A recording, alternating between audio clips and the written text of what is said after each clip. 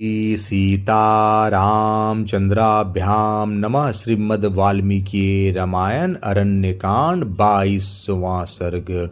14,000 राक्षसों की सेना के साथ खरदूषण का जनस्थान से पंचवटी की ओर प्रस्थान।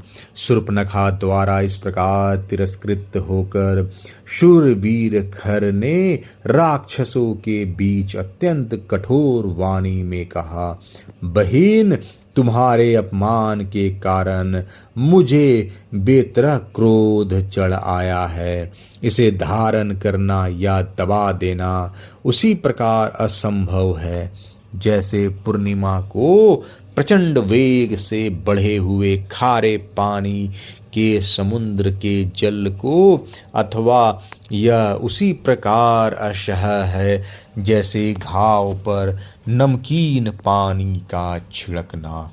मैं पराक्रम की दृष्टि से राम को कुछ भी नहीं गिनता हूँ, क्योंकि उस मनुष्य का जीवन अब छिन्न हो चला है।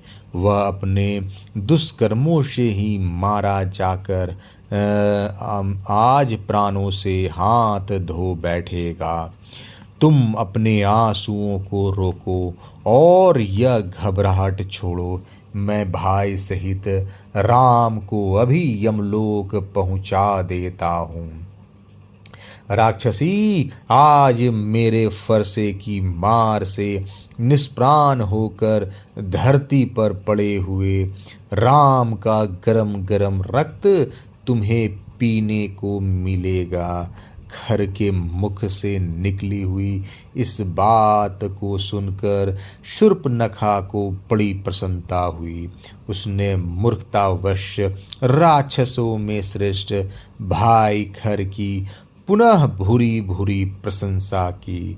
उसने पहले जिसका कठोर वाणी द्वारा तिरस्कार किया और पुनः जिसकी अत्यंत सराहना की, उस खर ने उस समय अपने सेनापति दूषण से कहा, सौम्य, मेरे मन के अनुकूल चलने वाले, युद्ध के मैदान से पीछे न हटने वाले, भयंकर वेगशाली मेघों की काली घटा के समान काले रंग वाले, लोगों की हिंसा से ही कीड़ा विहार करने वाले तथा युद्ध में उत्साहपूर्वक आगे बढ़ने वाले 14 सहस्त्र राक्षसों को युद्ध के लिए भेजने की पूरी तैयारी कराओ। सौम्य सेनापते, तुम शीघ्र ही मेरा रथ भी यहाँ मंगवा लो। उस पर बहुत से धनुष बाण, विचित्र विचित्र खड्ग और नाना प्रकार की तीखी शक्तियों को भी रख दो। रणकुशन वीर, मैं इस उदंड राम का वध करने के लिए महामनस्वी पुलत्सवंशी राक्षसों के आगे आगे जाना चाहता हूँ। उसके इस आज्ञा पर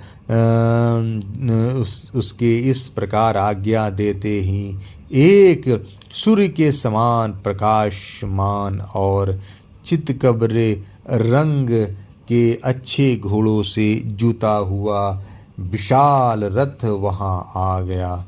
दूषण ने खर को इसकी सूचना दी।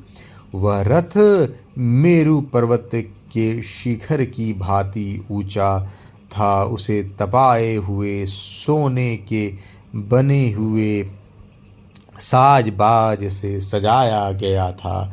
उसके पहियों में सोना चढ़ा हुआ था।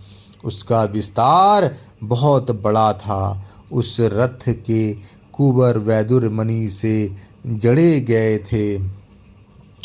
उसकी सजावट के लिए सोने के बने हुए मत्स्य, फूल, वृक्ष, पर्वत, चंद्रमा, सूर्य, मांगलिक पक्षियों के समुदाय तथा तारिकाओं से वह रथ सुशोभित हो रहा था। उस पर ध्वजा फहरा रही थी तथा रथ के भीतर खड्ग आदि अस्त्र शस्त्र रखे हुए थे।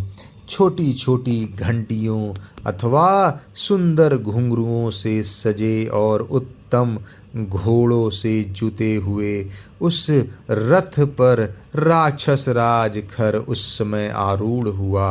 अपनी बहिन के अपमान का स्मरण करके उसके मन में बड़ा आमर्ष हो रहा था।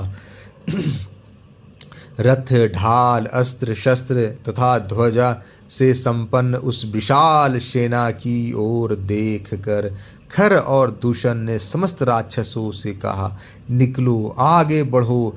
कुछ करने की आज्ञा प्राप्त होते ही भयंकर ढाल, अस्त्र शस्त्र तथा ध्वजा से युक्त वह विशाल सेना जोर जोर से गर्जना करती हुई जनस्थान से बड़े वेग से के साथ निकली। सैनिकों के हाथ में मुदगर, मुष्टिस, मुदगर, पाटी, शूल, अत्यंत तीखे फरसे, खड्ग, चक्र और तोमर चमक उठे। शक्ति भयंकर परिद, विशाल धनुष, गदा, तलवार, मुसल तथा ब्रज, 8 कोण वाले आयुध विशेष उन राक्षसों के हाथों में आकर बड़े भयानक दिखाई दे रहे थे। इन अस्त्र शस्त्रों से उपलक्षित और खर के मन की इच्छा के अनुसार चलने वाले अत्यंत भयंकर 14,000 राक्षस जनस्थान से युद्ध के लिए चले। उन भयंकर दिखाई देने वाले राक्षसों को धावा करते देख खर का रथ भी कुछ देर सैनिकों के निकलने की प्रतीक्षा करने उनके साथ ही आगे बढ़े। तदंतर खर का अभिप्राय जानकर उसके सारथी ने तपाए हुए सोने के आभूषणों से विभूषित उन चितकबरे घोड़ों को हाँका।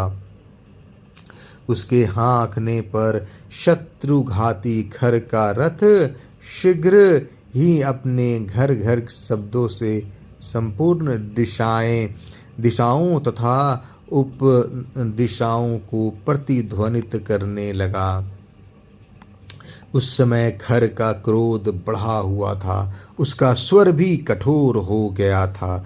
वह शत्रु के वध के लिए उतावला होकर यमराज के समान भयानक जान पड़ता था। जैसे ओलों की वर्षा करने वाला मेघ बड़े जोर से गर्जना करता है, उसी प्रकार महाबली खर ने उच्च स्वर से सिंहनाद करके पुनः सारथी को रथ हाँकने के लिए प्रेरित किया।